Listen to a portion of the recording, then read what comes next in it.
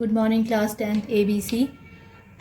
Today due to some network issue I am sending you video from the topic heredity and evolution, and this is going to be the last topic for this chapter.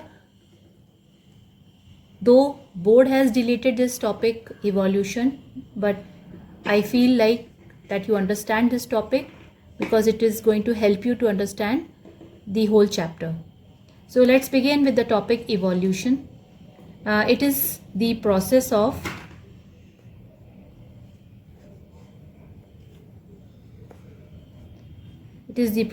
by which newer type of organisms are developed.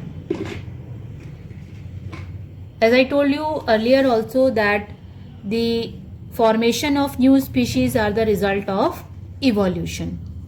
So we can say that the new species formed from the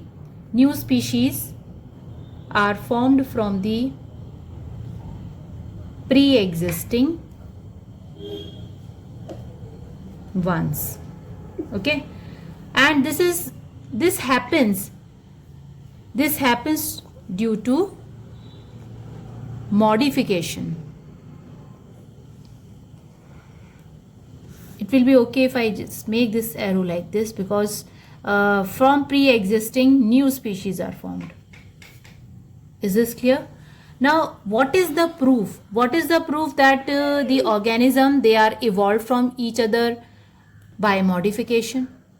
So let us discuss about certain evidences, and the most common evidence that we discuss for evolution is homologous and analogous organs. Now let us see what are these two organs. Homo means same. Okay, it means like those species which have the similar structure but they perform different function. Okay, structure same, function different.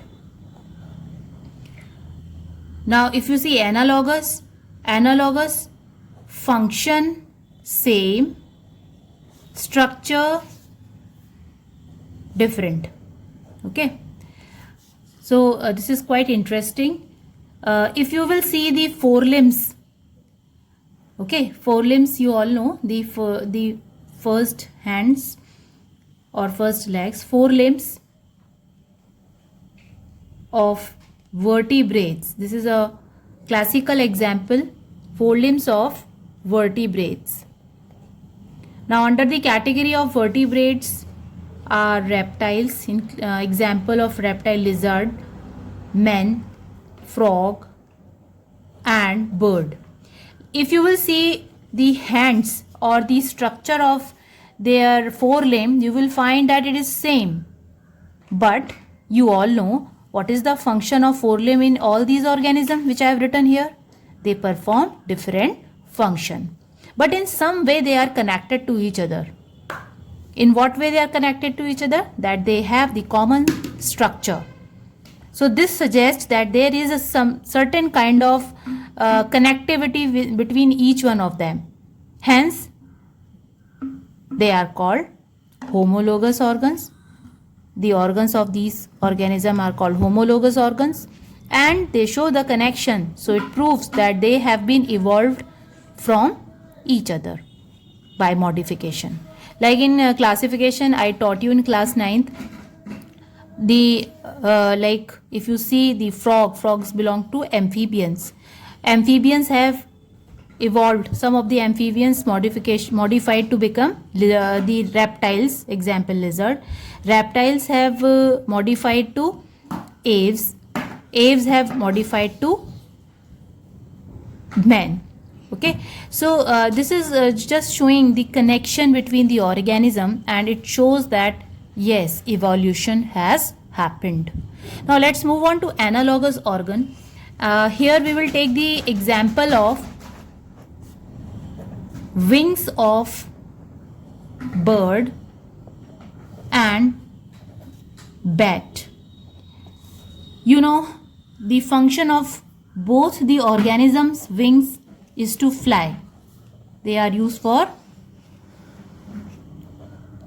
this function, flight. But if structure is observed, the structure of wings of bird is feathery, whereas the bat wings, they are membranous.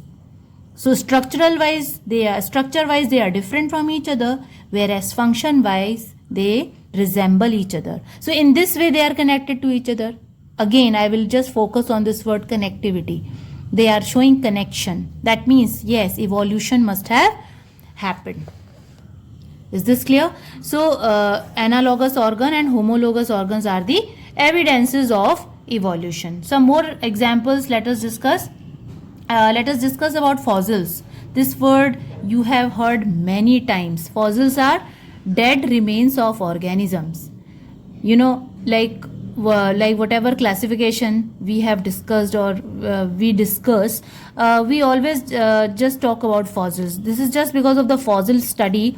It has proven that yes, evolution has happened. I will take the example of a fossil, Archaeopteryx.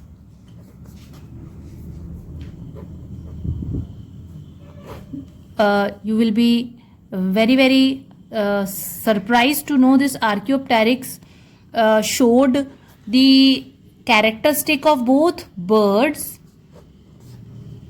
as well as reptiles.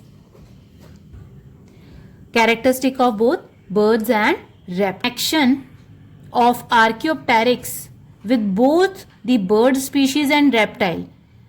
Yes, we can say that reptiles, because it showed the tail-like structure which resembled the reptile, whereas the beak-like appearance on its face, this shows the connection with the birds, but it could not fly.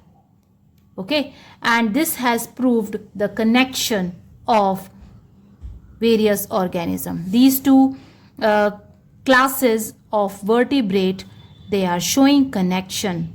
So fossil is also one of the evidence of evolution. Now let us learn the way by which we can estimate the age of fossil. Okay, age of fossil is determined by two ways. First, by digging method.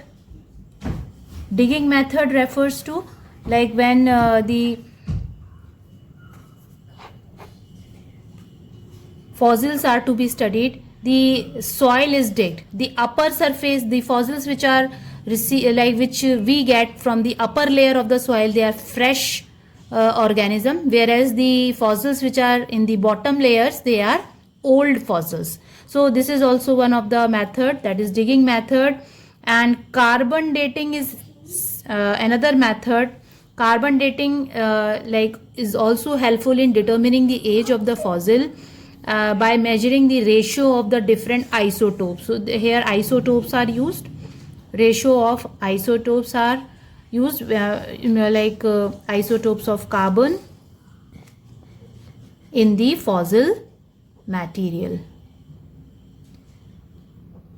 Okay, so this finishes this chapter. Now I am giving you notes as well as question answer of this chapter. You all note down and ask your queries in the WhatsApp. Okay, thank you.